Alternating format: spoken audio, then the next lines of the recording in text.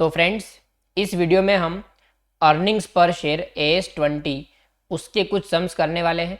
देखो, AS20 का already एक वीडियो है जहाँ पे मैंने weighted average number of equity share, basic EPS ये सब गिनना सिखा दिया है। अब यहाँ पे थोड़े एडवांस लेवल के जो क्वेश्चन आपको एग्जाम में पूछ सकते हैं वो मैं करवाने वाला हूँ। एक तो आपको 9 नंबर का जो क्वेश्चन पूछते हैं सबसे बड़ा, जिसके अंदर डाइल्यूटेड EPS भी आता है, तो वो हम करेंगे। उसके अलावा एक छोटा सा एग्जाम्पल है, 3 मार्क्स में पूछते हैं, ये भी थोड़ा लॉजिकल क्वेश्चन है तो हम कर लेते हैं।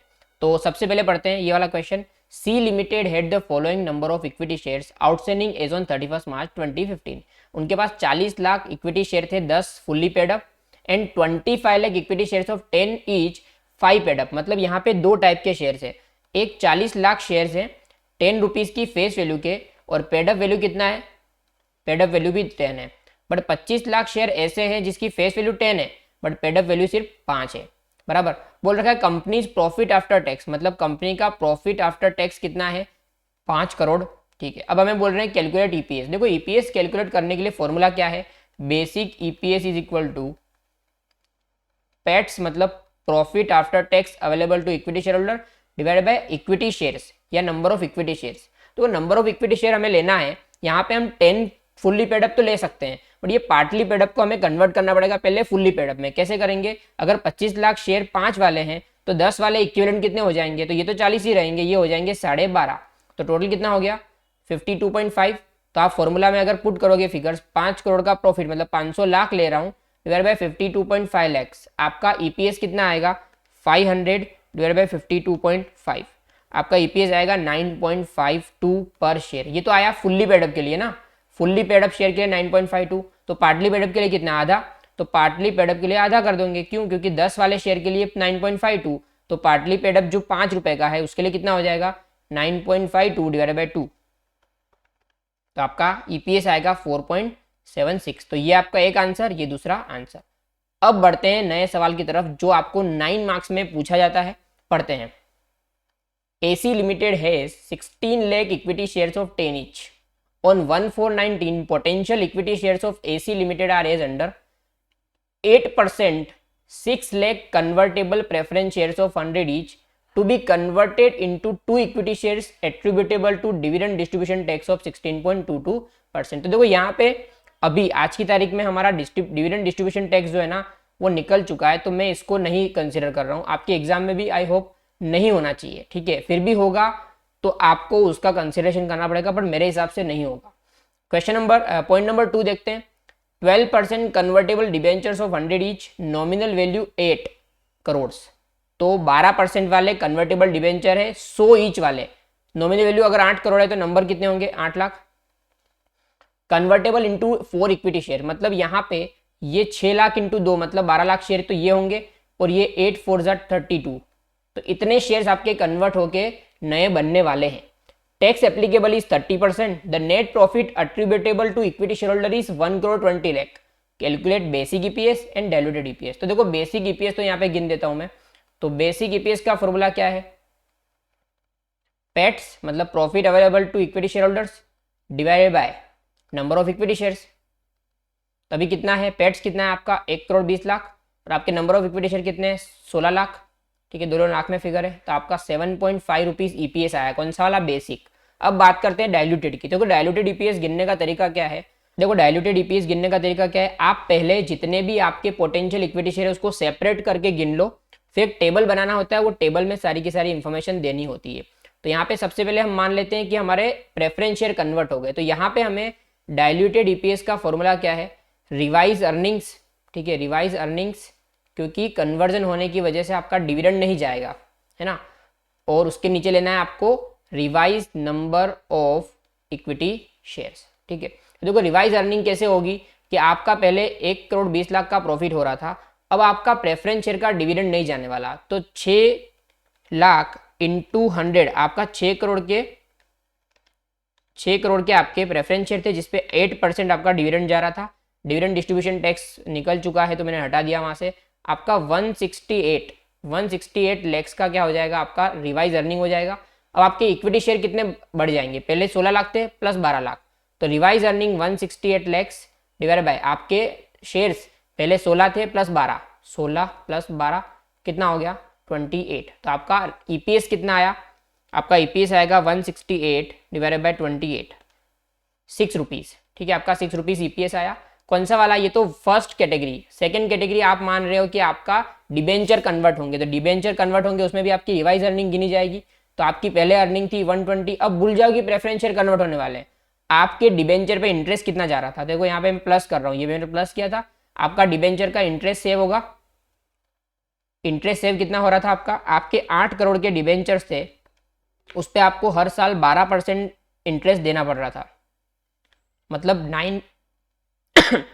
96 लाख रुपीज़ का आपका इंटरेस्ट जा रहा था। बट ये इंटरेस्ट जाने की वजह से आपका टैक्स सेव हो रहा था, तो टैक्स सेविंग चली जाएगी 30% की आपकी, तो 28.8 का आपको उतना कम फायदा होगा। तो आपका रिवाइज अर्निंग 120 था प्लस 96 आपका इंटरेस्ट बचा, बट आपका टैक्स कम से हुआ उतना, तो आपका नेट आपकी अर्निंग कितनी होगी? 187.2 लैक्स। अब नंबर ऑफ शेयर्स पहले कितने थे? 16 लाख, प्लस आपके नए शेयर कितने आएंगे? 32, तो टोटल कितना हो गया? 48 लैक्स। तो आपका ईपीएस गिनेंगे फिर से हम, 187.2 डिवाइडेड बाय 48 लैक्स, तो आपका ईपीएस कितना आएगा? 187.2 डिवाइडेड बाय 48 लैक्स, कितना आ रहा है? 3.9।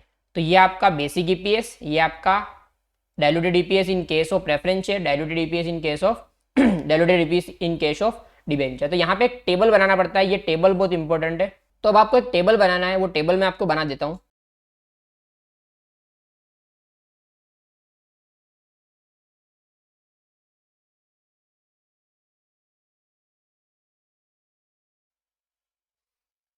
चलिए तो एक क्वेश्चन सोल्व करते हैं डायलूटेड ईपीएस वाला। MCQ limited has 10 lakh equity shares of 10 each on 31st March 2018. Potential equity shares of MCQ Limited are as under: 14% 10,000 convertible preference shares of 100 each to be converted into 2 equity shares of attributable dividend distribution tax. तो ये मैं निकाल दे रहा हूँ dividend distribution tax because it has been removed now. 14% 10,000 convertible preference share है। 10,000 preference share जो है वो कन्वर्ट होंगे 2 इक्विटी शेयर में, मतलब 20,000 नए शेयर्स आने वाले हैं। अभी कितने हैं? 10 लाख। फिर बोल रहे हैं 10% convertible debentures of 100 each, nominal value 20 lakh. अगर देखो 20 लाख की नॉमिनल वैल्यू है, 100 रुपये का एक शेयर है, तो आपके नंबर ऑफ डिबेंचर कितने हुए? 20,000। वो 5 में कन्वर्ट होंगे, मतलब आपके 1 lakh debentures 1 lakh shares convert होने वाले हैं। अब क्या बोल रहे हैं आगे? Tax rate applicable is 30%, the net profit attributable to equity share holder is 80 lakhs. तो देखो हमें बोला है ईपीएस गिनो, बेसिक वाला और डायलूटेड गिनो। तो सबसे पहले बेसिक वाला गिन लेते हैं। तो बेसिक ईपीएस का फॉर्मूला क्या है? BEPS is equal to PATs divided by number of equity shares. तो अभी पैट्स कितना है? 80 लैक्स, उसको डिवाइड करेंगे आप number of equity share 10 lakh से, तो आपका ईपीएस कितना आया? 8। ये बेसिक ईपीएस है। अब डायल्यूटेड ईपीएस के लिए आपको रिवाइज अर्निंग गिननी पड़ेगी। तो पहले कन्वर्टेबल डिबेंचर वाला सोच लेते हैं कि कन्वर्टेबल डिबेंचर जब होंगे, सॉरी कन्वर्टेबल प्रेफरेंस शेयर जब कन्वर्ट होंगे तब आपकी रिवाइज अर्निंग कितनी होगी। तो रिवाइज अर्निंग कैसे निकलती है? पहले की एग्जिस्टिंग अर्निंग कितनी है आपकी?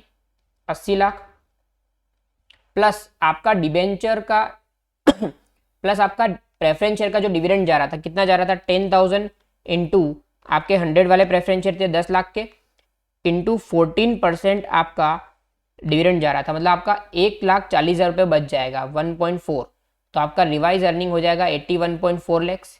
Revise number of equity share भी निकाल लेते हैं। Revise number of equity share कितने हो जाएंगे? आपके पहले इक्विटी शेयर थे 10 लाख, प्लस आपके 20,000 बढ़ने वाले, टोटल 10 लाख 20,000 आपके नंबर ऑफ इक्विटी शेयर्स भी हो जाएंगे। अब आपका ईपीएस गिन लेते हैं। डीईपीएस मतलब diluted EPS is equal to आपकी अर्निंग हो गई 81.4 लैक्स डिवाइड बाय आपके नंबर ऑफ इक्विटी शेयर हो गए 10.2 लैक्स। तो आपका नंबर कितना आया? 81.4 डिवाइड बाय 10.2, आपका ईपीएस आया 7.98। ठीक है, 7.98, मतलब ये इससे थोड़ा सा कम है। अब बात करते हैं सेकंड कैटेगरी, जहां पे आप डिबेंचर कन्वर्ट करने वाले हो। आपका रिवाइज अर्निंग कितना हो जाएगा? आपका 80 लाख का अर्निंग हो रहा था, प्लस आपका सेव होगा क्या? आपका इंटरेस्ट सेव हो जाएगा। आपका 20 लाख का 10% इंटरेस्ट जा रहा था, मतलब 2 लाख रुपए इंटरेस्ट जा रहा था, बट इसकी वजह से आपका टैक्स भी सेव हो रहा था, तो वो टैक्स चला जाएगा। 2 लाख का 30% कितना होता है? 60,000, मतलब आपका 80 लाख रुपए का इनकम 82 लाख हो जाएगा, बट आपका टैक्स का सेविंग नहीं हो पाएगा, मतलब आपकी रिवाइज अर्निंग कितनी आई 81.4 लैक्स बराबर। अब क्या करेंगे, इसको डिवाइड करेंगे नंबर ऑफ इक्विटी शेयर से, तो revise number of equity share आपके कितने हो जाएंगे, पहले आपके 10 लाख थे प्लस आपका 1 लाख बढ़ जाएगा, टोटल कितना हो गया 11 लाख। ईपीएस गिनते हैं, D EPS equal to 81.4 divide by 11, ठीक है, तो आपका ईपीएस कितना आ जाएगा 81.4 डिवाइड बाई 11, तो आपका ईपीएस आ जाएगा 7.4। तो ये आपकी तीनों चीज़ें आई। अब इसको आपको एक टेबल में पुट करना है।